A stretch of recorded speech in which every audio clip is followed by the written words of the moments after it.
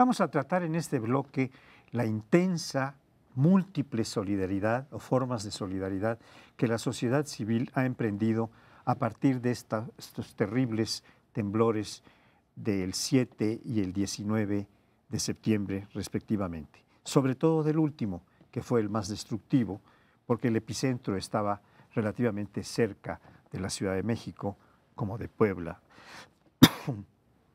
Vamos a recorrer un poco esta actividad que en muchos casos es heroica, de muy diversos grupos de la sociedad, marcadamente de los jóvenes, perdón, que intentaron salvar vidas, estuvieron sacando de entre los escombros personas, animales, estuvieron aportando medicinas, alimentos, agua a la población en forma masiva.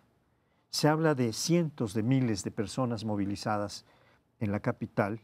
Hay quien llegó a decir que era 1,5 millones de personas movilizadas en esta enorme metrópoli, que estuvieron incluso llegando al extremo de estorbarse unos a otros, buscando la forma de ayudar a su prójimo que estaba bajo los escombros o que estaba en graves problemas. Hay dramas verdaderamente extraordinarios en cuanto a su promedio de muertos, como el del colegio o la escuela Enrique Rebsamen, y hay otros en donde diversas personas de mucha edad o muy niños cayeron junto con sus edificios y se encontraban a punto de morir. Fueron rescatados por distintos grupos. Un grupo que se destacó muchísimo es un grupo extranjero, japonés, que hizo un trabajo verdaderamente que recibió aclamaciones. Quiero dejar esto para que ustedes lo comenten.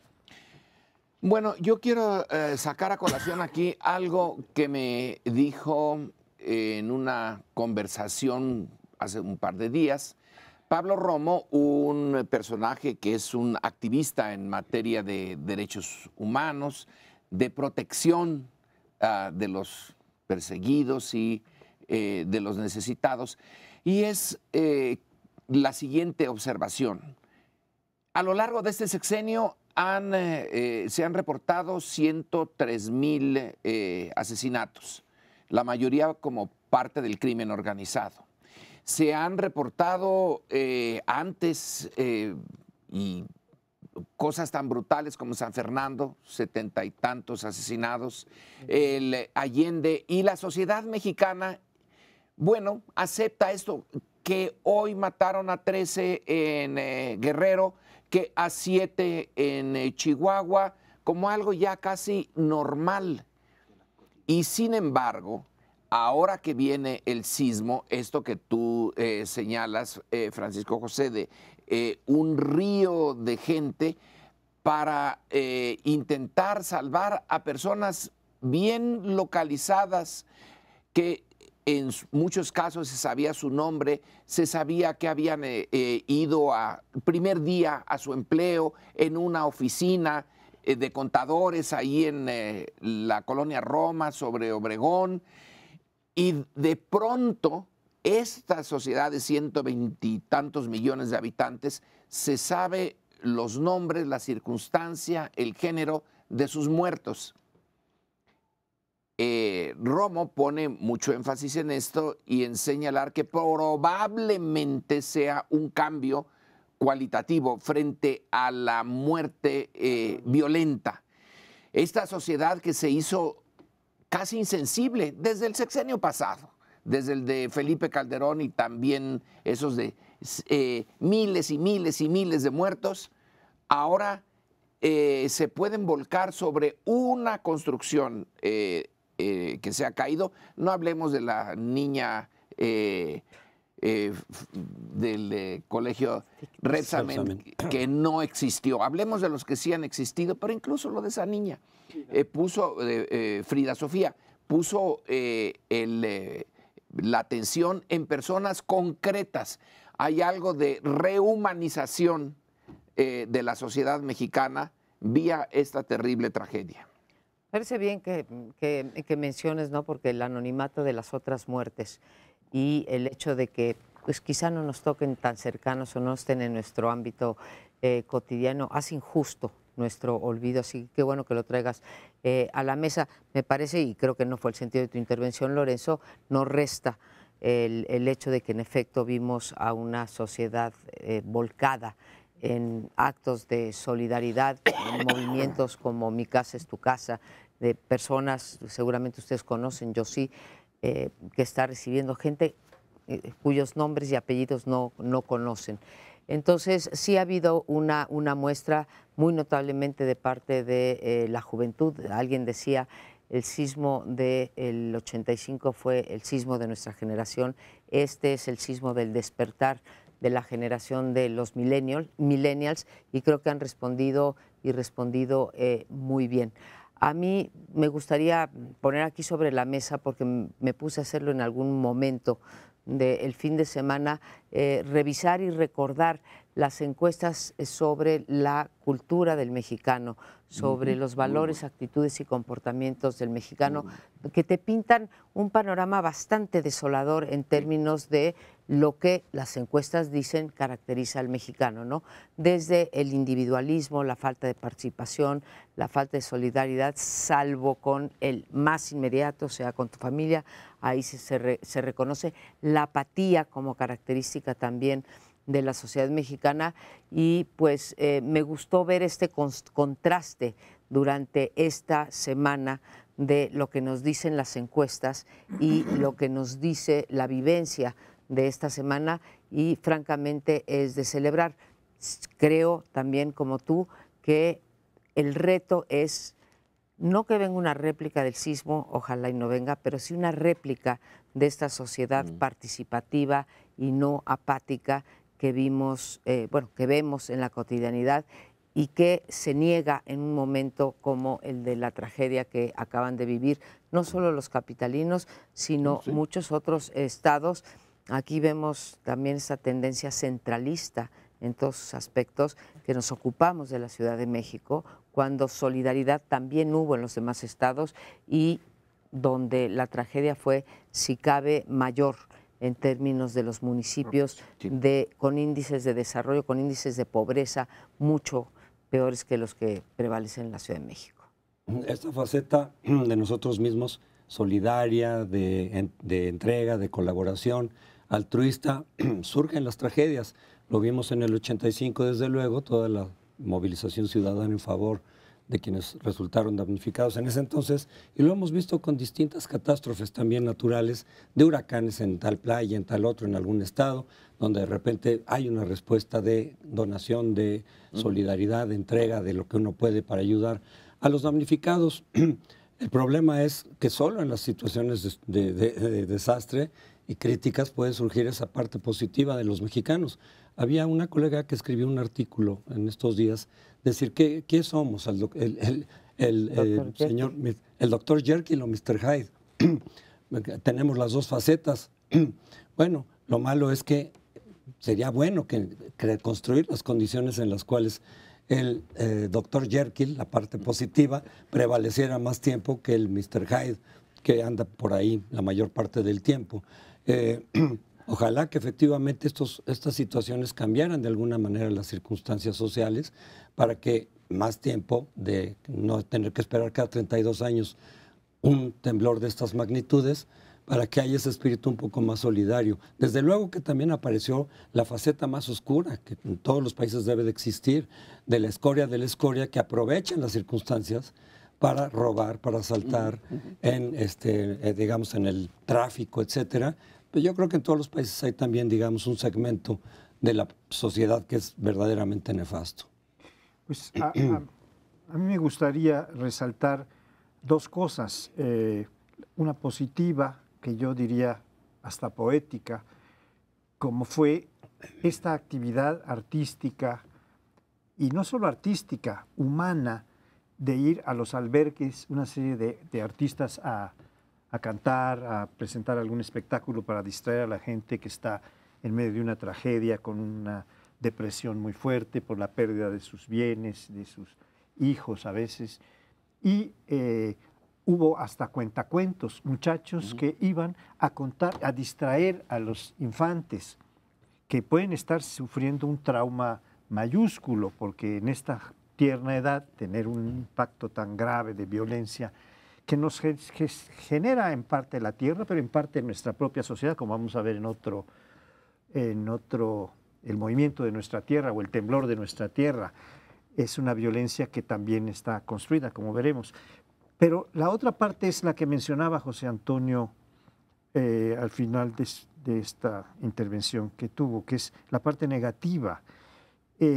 Son grupos afortunadamente muy minoritarios, de personas que muy probablemente han sido muy maltratadas por la vida, han tenido muy poco apoyo social, a veces no familia, que viven algunos en alcantarillas, etcétera, que ante esta situación tan difícil salen y asaltan y se llevan lo que pueden para ir sobreviviendo en condiciones un poco mejores que las que tenían antes de esta tragedia, porque se hacen de bienes que estaban destinados a los que sufrieron, a los que fueron damnificados, y se las llevan a sus pequeños patrimonios. Pero la parte negativa no fue solamente de esos, es de ese crimen organizado que ya está muy bien organizado, que en el momento en que el periférico está saturado, llegan porque siempre han asaltado allí, pero ahora les facilitaron. Los que van dos en una motocicleta y uno se baja rápidamente, saca la pistola, te quita en cosa de unos cuantos segundos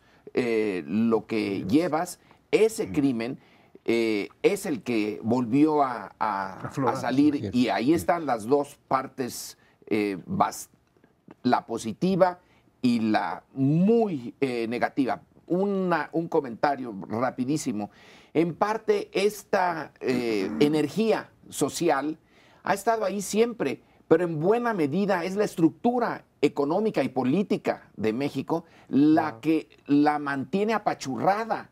Esta vez, en una coyuntura muy excepcional, se quebró ese apachurramiento y sale lo que ha estado allí desde siempre. Pero sería interesante y luego hilar cómo es que el sistema mismo mantiene estas condiciones en que todos desconfiamos de todos, en que ninguna institución es aceptable y cada quien sigue su camino más o menos solitario, exclusivamente acompañado de su familia. Pero aquí está la prueba de que sí existe esa energía. Sí existe, y en efecto sí tenemos un sistema que oprime, o cuando menos que no incentiva la participación. Sí. Cualquiera de las dos cabe. Yo sí espero, José Antonio, que no tengamos que esperar 32 años del 85 ahora al 2018, y que sea la otra generación la que venga otra vez a resurgir. Porque finalmente del 85 sí quedaron muchas cosas.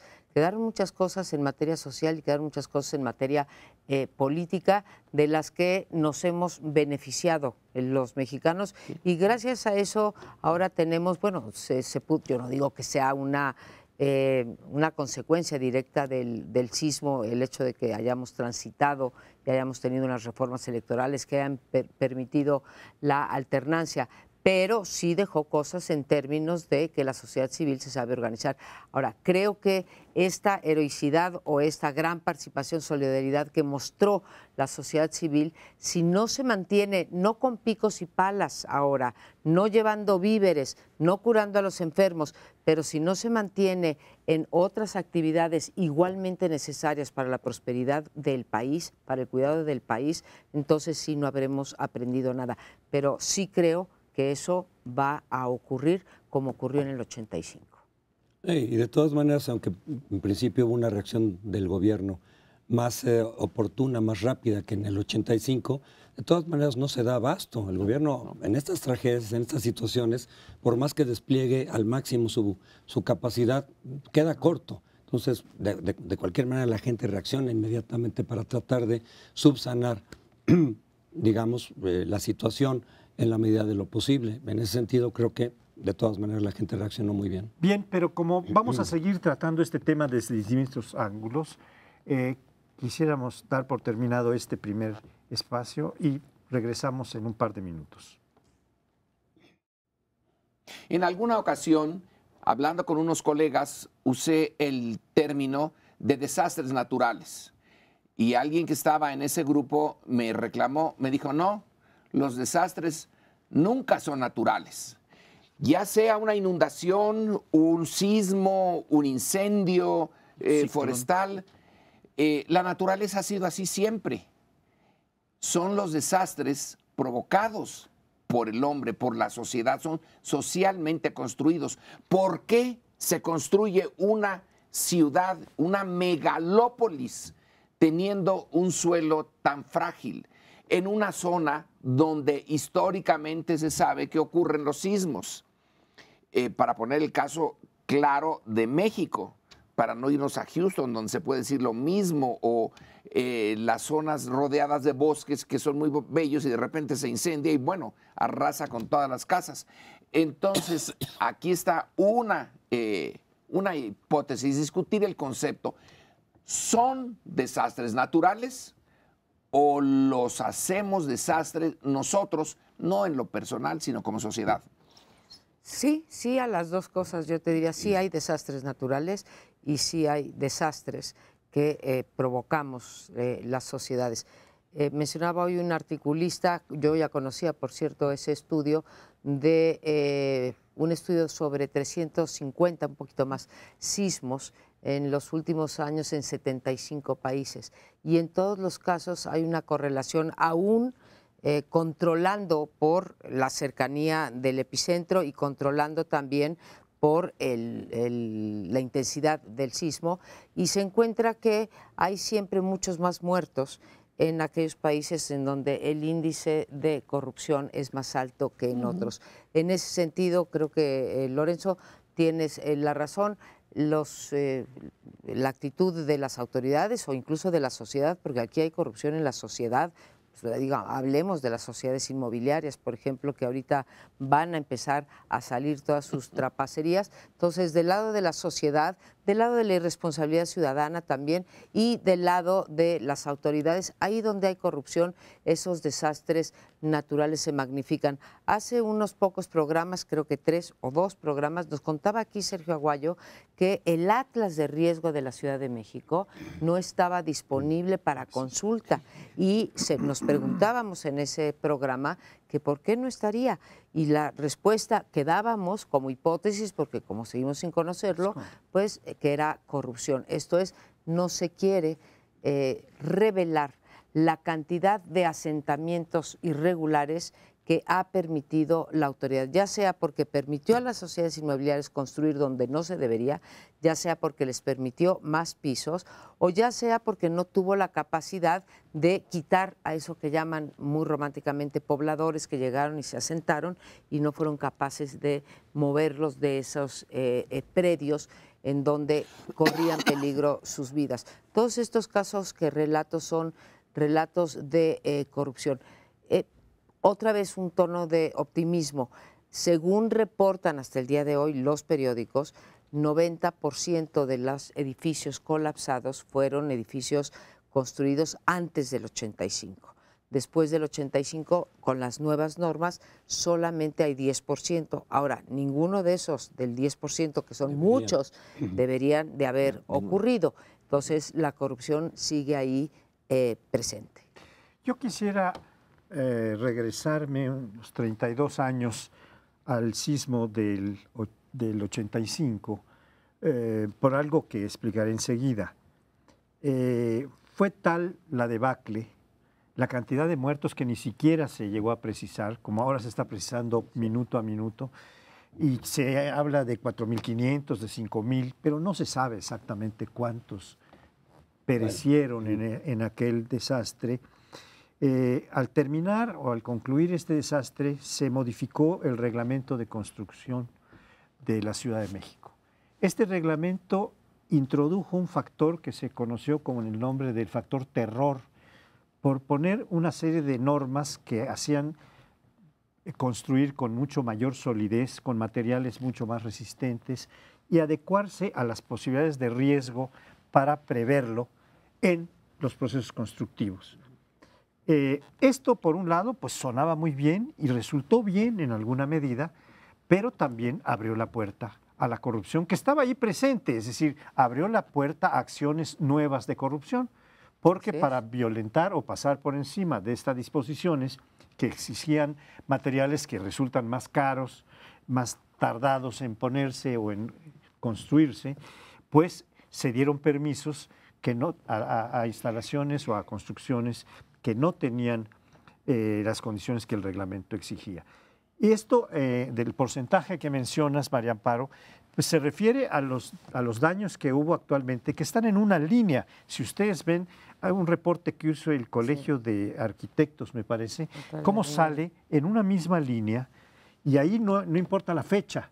No importa la fecha porque allí en que fueron construidas las instalaciones o las construcciones, sino porque están en una línea por donde pasó por debajo de la tierra el gran movimiento que venía de algún epicentro cercano que estaba ubicado entre Puebla y Guerrero, y Morelos, en Chiautla, Puebla, exactamente, ¿no? Este que vino directamente sobre esa zona afectó edificios construidos antes de 85 y después de 85, que ahora resultan ser, pero en muchas partes de la Ciudad de México que no sufrieron daños, se violentaron las normas de construcción por la corrupción enorme que hay entre las burocracias de la Ciudad de México para permitir que se hicieran estas construcciones, no en los términos del reglamento, sino en términos... Se ha dicho que, visto lo que hemos visto en estos días, sí aprendimos del 85. En muchas cosas sí, desde luego que sí, pero tampoco son enteramente comparables por lo que se ha oído decir. Este fue muchas veces menos intenso que el de 10 85. puntos menos.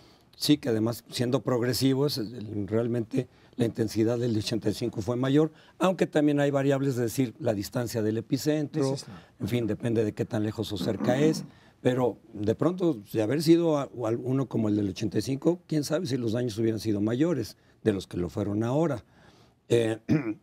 Incluso con los edificios nuevos, pero también vi por ahí algunos videos que hay que tomar con reserva, porque de repente mucha gente manda cosas deliberadamente alteradas, mentirosas, pero vi algunos de una de las construcciones que se cayó nuevas, que decían, es que aquí otra vez la varilla no es la adecuada, es que aquí lo que debía haber habido de cemento está a la mitad, que es toda esa parte de la corrupción.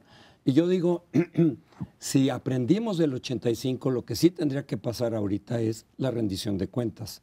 En aquel momento, en aquellos años, casi no hubo rendición de cuentas de quienes hubieran involucrado de una u otra manera, con permisos, que puede ser de parte de las autoridades, permisos con corrupción de por medio de lo que no se debía de hacer. Aquí se hicieron sin los protocolos adecuados para ahorrar dinero. Pues espero que si hay alguna diferencia respecto al 85 se investigue a fondo realmente qué responsabilidades hay de parte de las autoridades y de parte de las empresas que hayan hecho estas edificaciones de las nuevas que no aguantaron, que no están, digamos, en las condiciones que la ley prevé.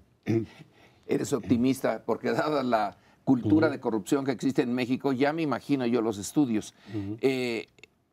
En la hipótesis de que no hay desastres naturales, que la asesina a rajatabla es Sergio Puente, un colega del Colegio de México, dice, si tú examinas con cuidado todos, desde el Vesubio, cualquiera, El Etna. son desastres hechos por el hombre.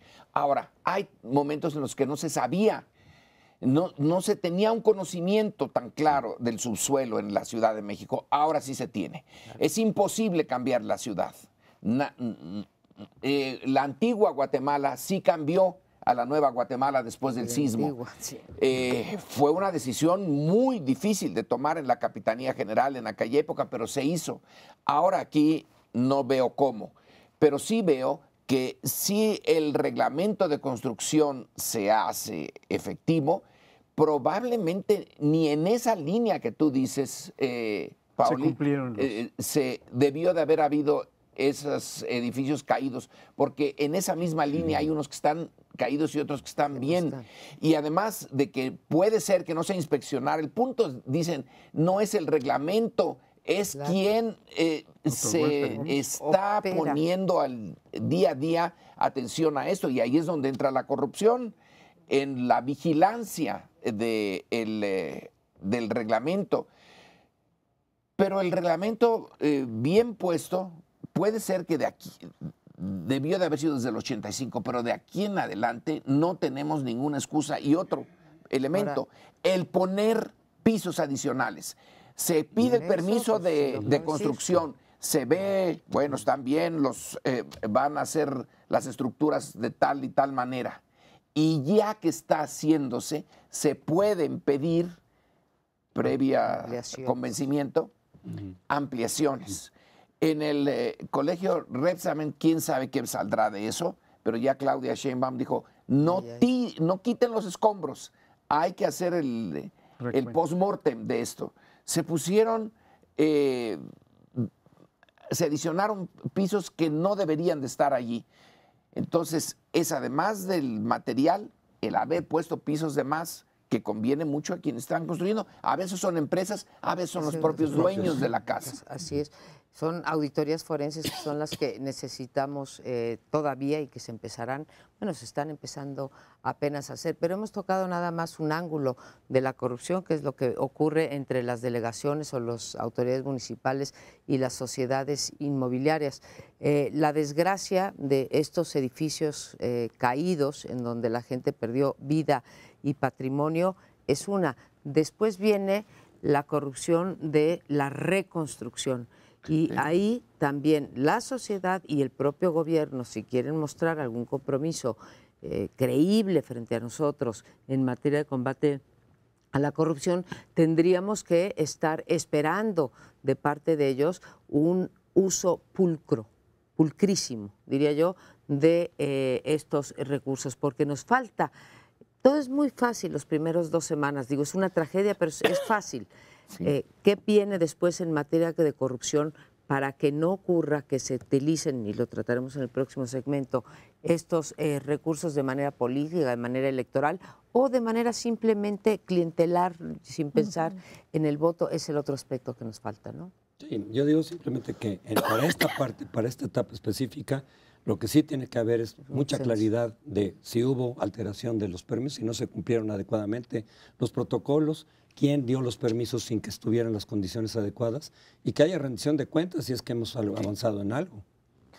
Que haya rendición de cuentas y cuando no los que murieron y los edificios que quedaron dañados, las constructoras van a tener que, deberían responder ante eso.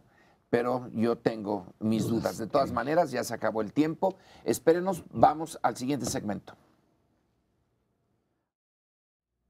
Nunca es un buen momento para ningún gobierno un desastre de la magnitud que sufrió la Ciudad de México y en términos generales el país, pero lo es menos para el gobierno federal y yo diría para las autoridades, ¿sí?, locales y estatales, que haya caído en este momento. ¿Por qué digo en este momento? No solamente porque es el cierre del sexenio, sino porque hoy en día la clase política está muy, pero muy desprestigiada.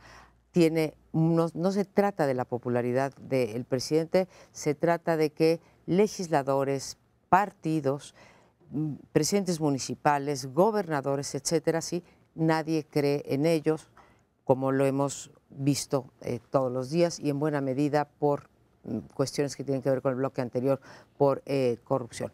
Yo quiero reconocer que hubo, ya lo había dicho Crespo, que hubo una reacción rápida, se aprendió del 85, que el presidente estuvo en los sitios en los que debía estar con un mensaje adecuado y que salieron rápidamente. Reconozco la labor del Ejército y de la Marina, que también, estamos recargando estas dos instituciones que son las que todavía mantienen mayor credibilidad. No solamente llevan más de 10 años en las calles haciendo labores que no tendrían que estar haciendo, sino que ahora están en eso que han hecho, creo yo, maravillosamente bien en la historia en general de auxiliar a la población en los desastres naturales. Pero fuera de estas instituciones, la policía también estuvo presente muchas veces con acierto. Entrevisté a varias personas que fueron auxiliadas por los policías y se ha pedido, organizaciones que trabajan con policías han pedido su reconocimiento y yo lo hago para buena parte del cuerpo policíaco, pero destacan entre todas estas autoridades creo que un sector en particular, que es el de los partidos políticos, que en medio de la desgracia buscan sacar lo que vulgarmente se dice raja política de la desgracia humana. Y tenemos hoy día a los partidos con políticas o con iniciativas absolutamente populistas en una especie de subasta, o como me dijo el otro día alguien, con una especie de un teletón de el sismo y de la política, diciendo a ver quién da más, ¿sí? ¿Quién da más de qué? Uno se pregunta, porque ese dinero pues no es de ellos, ¿sí? No es que Lorenzo Meyer saque ahorita un cheque y diga voy a donar 3,000 pesos para enseres, ¿sí? O para medicinas, no, es dinero de los impuestos de nosotros. Y están surgiendo una cantidad de iniciativas por parte de estos políticos con tal de represtigiarse, que van desde la desaparición del financiamiento público hasta diversos tipos de donaciones. Y yo me pregunto si ellos no sabían ya del dispendio que hay en las elecciones, y eso que estamos hablando nada más del dinero legal que entra en las campañas, si no lo conocían y por qué no hicieron estas iniciativas antes y las hacen en un momento de desastre natural y con unas elecciones en puerta. Creo que nos están engañando, no es además la solución, hay soluciones creo que más inteligentes y que tienen que ser trabajadas de acuerdo a las consecuencias políticas. Pueden dar el dinero, no es una donación, hay maneras de regresar el dinero al erario, pero hagámonos cargo de una cosa, ¿sí? La Constitución sí dice que el financiamiento de las campañas y de los partidos debe de ser predominantemente público. Que desaparezcan los 6,000 millones, por más horrible que nos parezca, de las campañas, o sea, para las elecciones, sería una violación abierta a la Constitución. Yo no estoy de acuerdo en que necesariamente lo sería, María Amparo, porque existe la posibilidad de hacer un cambio en la Constitución para cancelar la fórmula que ahora constituye el financiamiento público y establecer otra. Existe esta objeción que se dice cualquier cambio en materia electoral tiene que hacerse un año antes, y ahorita ya estamos a menos de un año de la celebración de los comicios. Pero ante una circunstancia extraordinaria en la que no es nada difícil, al contrario, resulta muy fácil invocar el interés común, la tragedia nacional, las normas constitucionales pueden ser cambiadas, así como fueron establecidas con un mecanismo de agandalle de los partidos políticos, ahora que estamos necesitando este dinero y que los propios partidos están en alguna medida, no todos igual, proponiendo que se cancele el financiamiento público de los partidos, etcétera, y se podría hacer algún cambio. Pero yo quisiera tocar otro tema, que es el tema de la revisión del presupuesto que está en curso. En este momento, como dice la Constitución misma, en el artículo 74, por cierto, que repasaba yo hoy, el presupuesto tiene que ser presentado en proyecto por el secretario de Hacienda, en nombre del presidente, claro, a la Cámara de Diputados, la ley de ingresos, el proyecto de ley de ingresos y el proyecto de presupuesto. Esto es el día 8 de septiembre, como estuvo presentado, a pesar de que hubo una crisis porque no había mesa directiva a quien entregarle estos proyectos y no había quien convocara al Congreso para que se presentara el secretario de Hacienda. Hubiera sido una crisis constitucional. Pero lo que yo quiero decir es que la Constitución misma establece que el 15 de noviembre deberá estar aprobado el presupuesto para el año entrante, para el 18.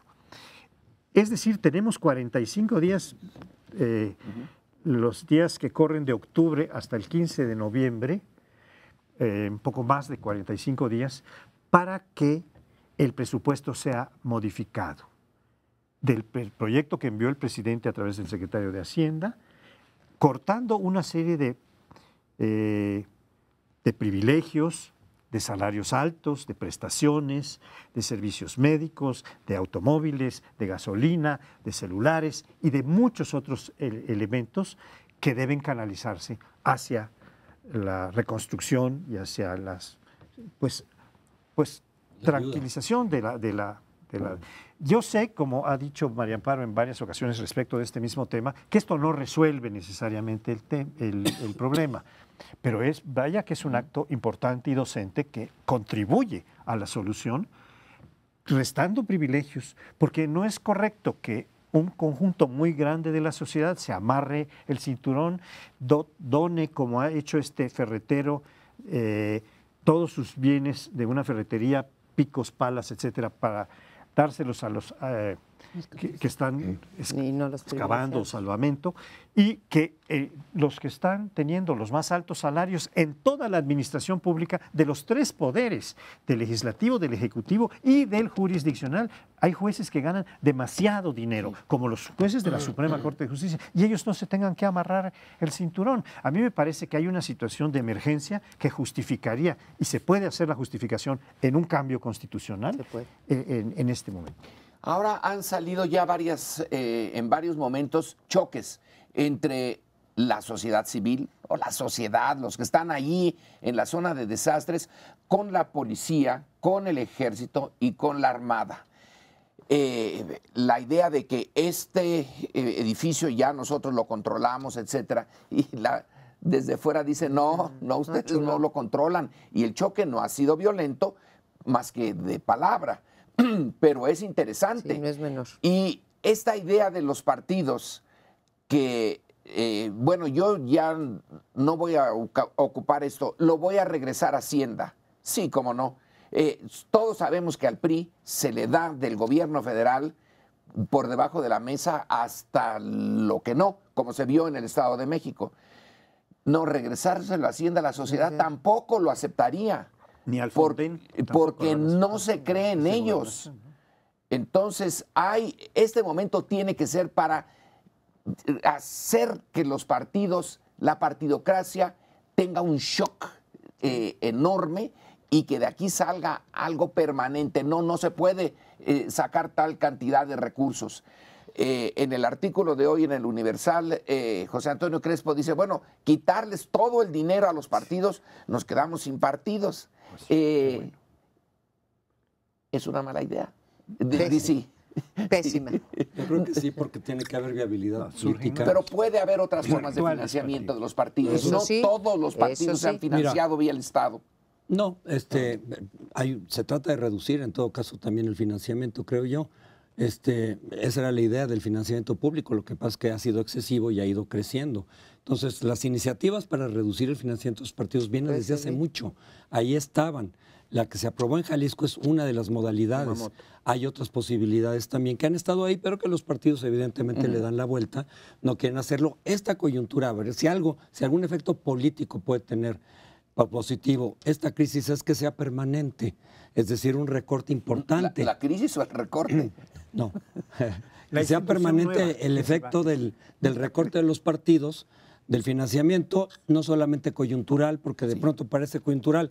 Yo sé de un porcentaje de los gastos de campaña, nada más por ahora. No, permanente. A que decir, no, vamos a cortar ya, aprovechar esta circunstancia, la presión ciudadana que ha estado fuerte, para cortar el porcentaje que se considere, porque luego, ¿por qué 50? ¿Por qué no mejor 60 o 70? Bueno, el que se considere pertinente, el mínimo necesario para el funcionamiento de los partidos, y que al mismo tiempo no tengan que entregarse en manos de las IPs, de los narcos, que hay dinero ilícito, ya hay ese dinero ilícito, pues hay que tratar de cortarlo, no legalizarlo, porque de otra manera es casi legalizar ese dinero. Pero en fin, ese dinero y esas influencias que vienen sobre los partidos. Pero lo que quiero decir es, que ese dinero eventualmente no se regrese a las instituciones públicas de las que no se confían. Se puede hablar de un fideicomiso, pero la idea sería que no se sepa de qué partido viene esa ayuda, porque entonces ahí está el uso electoral. Si tú dices, mira, un fideicomiso de tal partido, cada quien con su fideicomiso, y estos vienen de tal partido, este viene del otro partido, este viene del otro partido, aunque estén manejados por ciudadanos honestos y respetables, pero si la gente ve la marca de la ayuda con el partido, pues entonces es otra vez el uso electoral de los fondos. Se puede hacer en todo caso un fideicomiso confiable, pero anónimamente de todos los fondos que se recauden de los partidos, para que tú no sepas qué partido es el que te está ayudando, sino decir, es de los partidos, de todo lo que dieron, aquí está este fideicomiso. para que no se haga este uso electoral. En efecto, lo que estamos discutiendo no es normativo, tienes razón, se pueden hacer muchos cambios constitucionales y legales, es político y lo que queremos ver, porque los partidos, Lorenzo, no van a desaparecer, es esa voluntad política de gobierno, autoridades, partidos, para cambiar las cosas a raíz de esta desgracia. Vamos a otro bloque sobre el 2018. Bueno, y también se ha especulado mucho sobre qué efectos va a tener este sismo, que desde luego los va a tener, sobre las elecciones, porque se movió el tablero. Y en la medida en que los partidos tratan de capitalizar esta situación y que algunos dicen esto, lo otro, su desempeño es distinto, lo que quieren aportar o no en financiamiento privado, los personajes políticos que están apareciendo a veces de manera desafortunada, pueden mover desde luego lo que veníamos viendo en el proceso electoral al resultado del 2018, es decir, un efecto electoral. No sabemos exactamente en qué sentido, porque no hemos visto la valoración que la gente está haciendo de los políticos en particular, de los partidos, pero ciertamente podemos suponer que esto está moviendo las cosas, que a lo mejor algún partido va a ser más hábil que el otro, entre ellos se pelean sobre su desempeño respectivo.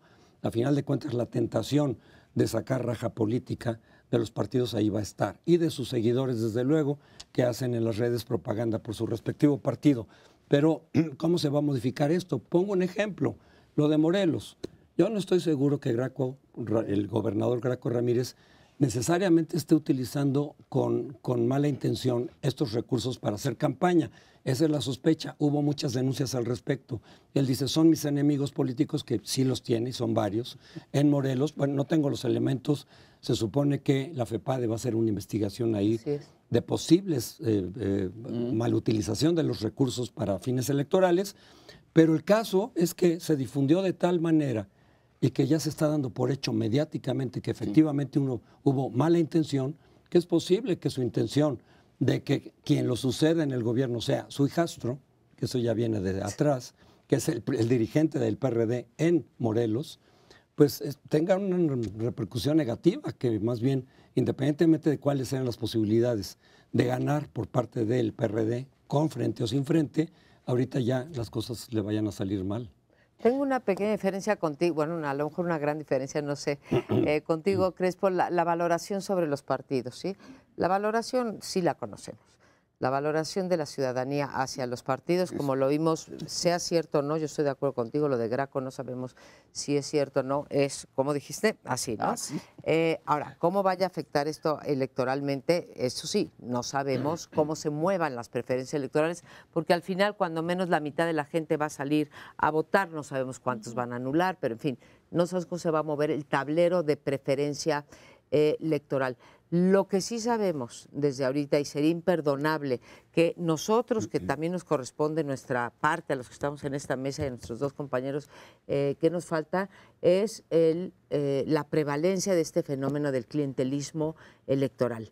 Y dada la desgracia del 19 de septiembre y del 7 de septiembre, y los fondos que se van a mover, que se está pensando que sea un fideicomiso en Hacienda, aunque tendría supervisión por parte del empresariado y también por parte de la sociedad civil, se está armando la idea de una manera interesante, siempre hay que pagar por ver, pero creo que puede ir encaminada correctamente. Estamos ahorita preocupados por la corrupción que está pasando en estos momentos y la raja política, pero esa la vamos a ver en la reconstrucción, y la reconstrucción va a coincidir exactamente con las campañas y con el día de la elección. Las casas no se construyen, las escuelas no se hacen de un día para otro. Tardan aproximadamente, porque lo hemos checado, dependiendo de que se trate de un jacal o de un edificio, ¿sí?, entre 3, ¿sí?, y 9 meses, convenientemente para cuando estén las elecciones. Y ahí va a empezar ahí el clientelismo. ¿Te acuerdas que yo te di el permiso para poder reconstruir? ¿Te acuerdas que te di los sacos de cemento y la varilla y el tinaco y etcétera? Así que bien haríamos en ir pensando fórmulas, y el INE también, para ir monitoreando ese clientelismo electoral que va a lucrar con sobre todo en Oaxaca, en Chiapas, en Morelos, etcétera, que va a lucrar con la desgracia humana y la va a aprovechar para el éxito electoral. Yo creo que en términos políticos es previsible un cambio del sistema de partidos políticos para el próximo año, que ya se está mostrando desde ahora. No solo por este enorme desprestigio que ya ustedes refirieron, los partidos están valuados con un 5% de confianza en los más bajos rangos de calificación de la opinión pública, sino que hay otros factores en donde se ve la colusión de partidos, o sea, la coaligación de partidos, no sé si coaligación, colusión se dice, pero para proteger sus intereses, para no perder el registro y los privilegios que trae el tener partidos, el tener registro de partidos políticos, sino porque hay además otro tipo de repercusiones que son en el orden del rendimiento de cuentas, de la protección para no ser denunciados como delincuentes, para no tener responsabilidades como servidores públicos. Todo esto está pudiendo repercutir en las elecciones del 2018 y en el sistema político en términos generales. Yo no estoy en desacuerdo con que subsistan los partidos. Hasta ahora no tenemos una forma que pueda sustituir esta figura, esta institución. Pero estos partidos políticos que existen ahora, la mayoría, está en tela de duda de toda la población ciudadana, porque tener el 5% de aceptación quiere decir que hay un 95% que o lo rechaza o no está de acuerdo simplemente, ¿no? Entonces, sí tenemos que hacer que se refleje esta voluntad social en la construcción de instituciones nuevas. Es posible que pues, esto ocurra a partir de este sacudimiento tan fuerte que no es solo de la tierra, que es también de la sociedad y que es también del sistema político. Es muy temprano para saber hasta qué punto va a afectar el panorama político, pero si algunos de los datos que ya tenemos de este choque en el momento crítico ya entre elementos de la sociedad activada, de esos que no salían, que estaban dormidos y que despertaron, y la autoridad, sea policía, marina, ejército o delegados, el de Xochimilco le fue de la patada, pero a Osorio Chong también. Y yo no sé si Peña Nieto pudiera ya hoy ir a esas zonas de desastre si no hay una previa limpia de posibles críticos en la zona. La clase política brilló por su ausencia. ¿Dónde están los nombres que salían todos los días en los periódicos antes de septiembre? Los líderes de las cámaras. ¿Dónde están ese cúmulo de élite por el socavón se fue. política? Están todos hechos una nulidad. Dices, María Amparo, vamos a vigilar la reconstrucción. Yo le tengo aquí la fábula de la ranita y el alacrán, esa de el momento de una inundación y el alacrán le pide a la ranita que lo saque y le promete no picarlo. Y le pica. Y a la mitad de todo, sin poder todavía llegar a la otra orilla, lo pica y dice, lo siento, es mi naturaleza. Es la naturaleza del sistema la que va a llevar, casi puedo poner la mano en el fuego, a actos de corrupción. El punto es la intensidad. Creo que si son inteligentes como conjunto, pero cada uno tiene sus intereses personales, el conjunto puede ahorita estar decidido, oigan, vamos a pararle a la corrupción, por lo menos de aquí a las elecciones, pero cada uno de ellos en lo individual, bueno, y si los otros se paran, pero yo no. Claro. ¿Me dejas agregar alguna cosa?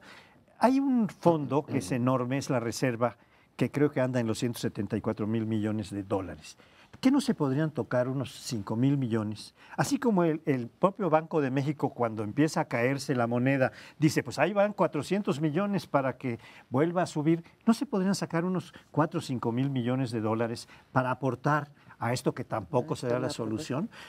Pero es dinero que es de los mexicanos, nosotros. Es la reserva del país. Entonces, ¿para qué sirven las reservas? Los bienes sirven para remediar los males, decían por ahí mis abuelitos. Creo que ahí está. Desde luego que se puede sacar de varios lados y ojalá se saque de varios lados, no solo de los partidos. claro. Se pueden hacer, hay propuestas de recortar, digamos, el dinero de comunicación de la presidencia, que es muchísimo dinero. En fin, se puede sacar, ojalá que lo hagan. Pero una aclaración también, Amparo, cuando digo la valoración que haga la gente de los partidos, no me refiero al sistema de partidos como tal, que ya sabemos que está muy valorado, sino unos frente a otros en la muy contienda. mal valorado. Porque aunque esté mal valorado, la gente va a votar de todas maneras en el 18. O sea, si van a votar por uno u otro, el 60% es lo que normalmente vota en las presidenciales, y simplemente digo, pueden cambiar las percepciones de que, mire, este partido actuó mejor, este ofreció más, o qué sé yo, o dijo que él tenía la iniciativa. Yo propongo, por ejemplo, antes de despedirnos, a ver qué pasa con las siguientes encuestas presidenciales. Si hubo un cambio de punteros o de ventaja, a lo mejor nos dice algo, pero nos tenemos que retirar del programa, se acaba el tiempo. Y les recuerdo que el Canal 11 es también acopio de víveres, acopio de ayuda, para que la ayuda que tengan la puedan traer aquí para los damnificados. Y nos vemos la próxima semana aquí en Primer Plano.